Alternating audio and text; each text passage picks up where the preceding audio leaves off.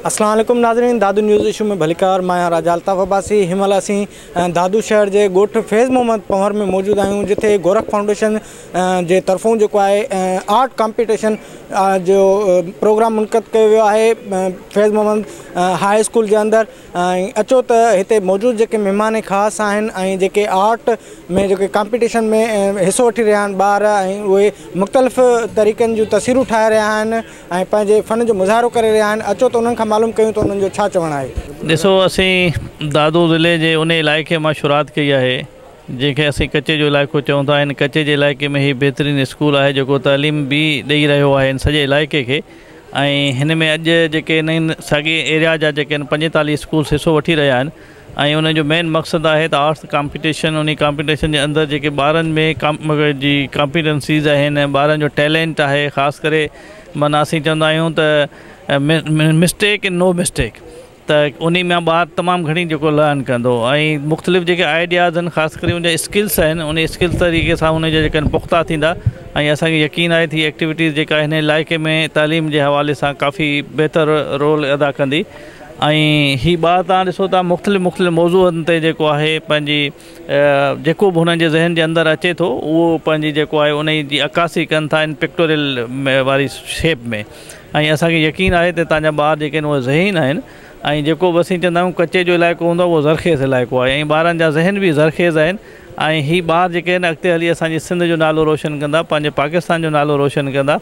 ऐं हिन में असां वटि ॾिसो ॿारनि में काफ़ी जॾहिं कमु कनि था पिया, ॿारनि जी जेका पैशन आहे उन में काफ़ी जेका आहे उहा बहितरी अचे थी। ॿारनि में कॉम्पिटिशन जो जेको रुझान आहे उहो वधे थो पियो ऐं असांखे यकीन आहे त हीअ एक्टिविटीज़ जेके आहिनि असांजे तालीम जे हवाले सां, छाकाणि हू रुॻो पढ़ी जेको आहे सिर्फ़ु किताब खां पोइ ॿियनि मामलनि में जेको आहे ॿार जेको आहे जंहिंमें उनखे जेके कॉन्सेप्ट डेवलप थियनि था उनखे प्रैक्टिकली उहे कीअं करे ॾेखारे, अॼु उन्हनि उहो करे ॾेखारियो आहे। ऐं तव्हां बि उन्हनि जो कमु ॾिठो, इन जा वालदेन बि उहो कमु ॾिसनि पिया ऐं मुख़्तलिफ़ स्कूलनि खां जेके ॿार आहिनि उहे बि ॾिसनि पिया। असांखे यकीन आहे त हीअ एक्टिविटीज़ जेका आहे उहा अॻिते हली जेको ॿारनि जे लाइ क्रिएटिव एक्टिविटीज़ जेके आहिनि उहो बहितर किरदारु अदा कंदी। सर, अहिड़ा प्रोग्राम जेके आहिनि अक्सर असीं ॾिठा आहिनि त प्राइवेट लेवल ते एनजीओ जे सेक्टर खां जेके आहिनि इहे प्रोग्राम थियनि था, सरकारी सतह ते अहिड़ा क़िस्म जा प्रोग्राम नथा थियनि। तव्हां उन हवाले सां छा चवंदो? ॾिसो, हीअ असांजा जेके स्कूल्स आहिनि उहे सरकार जा आहिनि स्कूल्स, सिंध गवर्नमेंट जा स्कूल्स आहिनि, हीअ नॉन गवर्नमेंट ऑर्गेनाइज़ेशन जा स्कूल कोन आहिनि। हिन में जेके बि ॿार आहिनि उहे सरकार जा जेके स्कूल्स आहिनि उन ॿिनि हवालनि सां हलनि था। हिकिड़ा जेके आहिनि उहे प्राइवेट पब्लिक पार्टनरशिप तहत हलनि था पिया, जंहिंमें सिंध एजुकेशन फाउंडेशन उन्हनि खे जेको आहे उन्हनि जी ॿारनि जी फ़ीस ॾींदी आहे ऐं ही उहे ई गवर्नमेंट जा स्कूल्स आहिनि। ऐं उन्हनि जी जेका इंतिज़ामिया जेका आहे उहा जेका मैनेजमेंट आहे उहा प्राइवेट कोई बि ऑर्गेनाइज़ेशन आहे, कोई इंडिविजुअल आहे, उहो हलाए थो पियो। ऐं ही जेका फंडिंग आहे जेको बि ख़र्च ॾिए थी पई उहा गवर्नमेंट ई ॾिए थी, तंहिंजे करे गवर्नमेंट जा इदारा आहिनि। ही सिंध एजुकेशन फाउंडेशन जो गोरख फाउंडेशन जो स्कूल आहे, हिकिड़ो मिडिल स्कूल आहे। तव्हां ॾिठो त पोयों साल सॼो यको थोरो सिचुएशन हिकिड़ी ख़राबु लॻी पई या सिचुएशन सफ़ा बंदि लॻी पई कोविड जे करे, त हीअ हिकिड़ी आइस ब्रेकिंग एक्टिविटी आहे जंहिंमें 40-45 स्कूल गॾु थिया आहिनि, ॿार गॾु थिया आहिनि ऐं पंहिंजे आर्ट जे थ्रू मुख़्तलिफ़ इशूज़ जीअं ग्लोबल वार्मिंग थी वई, पॉल्यूशन थी वियो या डिफॉरेस्टेशन थी वियो, इन्हनि इशूज़ ते वेही करे आर्ट कनि पिया। So this is a very good thing ऐं आइस ब्रेकिंग एक्टिविटी आहे। इंशाल्लाह ॿियनि स्कूलनि में या इहो थोरो ॿारनि में हिकिड़ो नओं रुझान, नओं हिकिड़ो पैशन हिकिड़ो डेवलप थींदो। त Sindh education foundation government of Sindh जो स्कूल ऐं 40 ॿिया बि स्कूल आहिनि जेके गवर्नमेंट ऑफ सिंध जे सहकार सां हलनि था ऐं अहिड़ा प्रोग्राम कनि पिया था। Thank you so much. Competition में केतिरनि स्कूलनि जेके आहिनि पार्टिसिपेशन कई आहे? हिन में 45 स्कूल आहिनि, जंहिंमें प्राइमरी स्कूल बि आहिनि, एलिमेंट्री में आहिनि, मिडिल स्कूल बि आहिनि।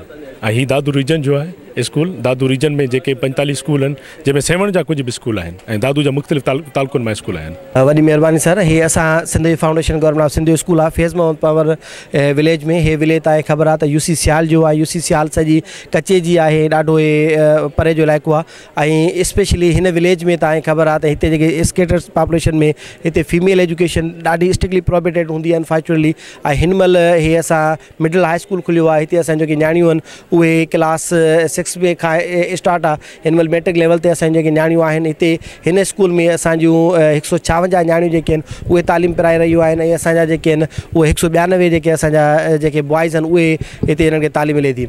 अॼु जेको असां प्रोग्राम हिते मुनक़िद कयो आहे हिन जो प्राइम पर्पज़ जेको इहो आहे त असां पंहिंजे ॿारनि खे हिकिड़ो अपॉर्चुनिटी, हिकिड़ो प्लेटफॉर्म प्रोवाइड करणु चाहियूं पिया जंहिंमें असांजा ॿार पंहिंजे टैलेंट खे डिस्कवर करे सघनि, जंहिंमें असांजा जेके ॿार आहिनि उन्हनि खे हिकिड़ी अपॉर्चुनिटी मिले जंहिंजे बेसिस बेसिस ते हो पंहिंजा जेके नवां आइडियाज़ तकलीफ़ करे सघनि ऐं का अहिड़ी शइ हुन जी पॉज़िटिव जेका निकिरी पए ऐं असांजे मूंखे I am very much sure त असांजा जेके बि हिते ॿार आहिनि इहे अॻिते हली इंशाअल्लाह ॾाढा सुठा आर्टिस्ट थींदा छाकाणि त इहा कंहिं सियाणे ॾाढो ख़ूब चयो आहे त उहे ॿार ऐं उहे जेके स्टूडेंट्स आहिनि जंहिंखे तव्हां इनिशियली आर्ट जी तालीम ॾियो था यकीनन तव्हां उन्हनि खे हिकिड़ो मुआशिरे जो सुठो फ़र्द था कयो ऐं जेके आर्ट लवर हूंदा आहिनि जेके लिटरेचर लवर हूंदा आहिनि ऐं उहे दुनिया जा ऐं असांजे मुआशिरे जा ॾाढा सोफिस्टिकेटेड ऐं ॾाढा ह्यूमन लवर हूंदा आहिनि ऐं असांजो अॼु की जेका एक्टिविटी आहे इन जो मक़सदु इहो आहे त असां हिकिड़ो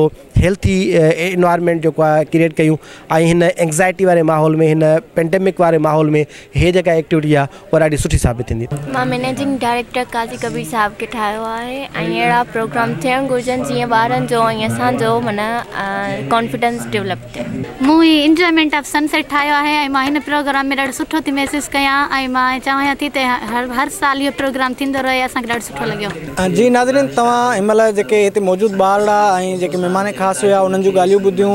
हीउ जेको स्कूल आहे दरियाए सिंध सां गॾु कच्छ जे इलाइक़े ॻोठ फैज़ मोहम्मद पंवर में आहे ऐं जिथे जेको आहे ॿार जेके आहिनि उहे पेंटिंग जे ज़रिए जेको आहे पंहिंजो फ़न जो मुज़ाहिरो करे रहिया हुआ ऐं उन्हनि पंहिंजा जेके मौक़ुफ़ हुयो उहो तव्हां ॿुधायो त अहिड़ा जेके प्रोग्राम ऐं अहिड़े एक्टिविटीज़ जेके आहिनि उहे थियणु घुरिजनि। राजा अल्ताफ़ अब्बासी दादू इशू न्यूज़।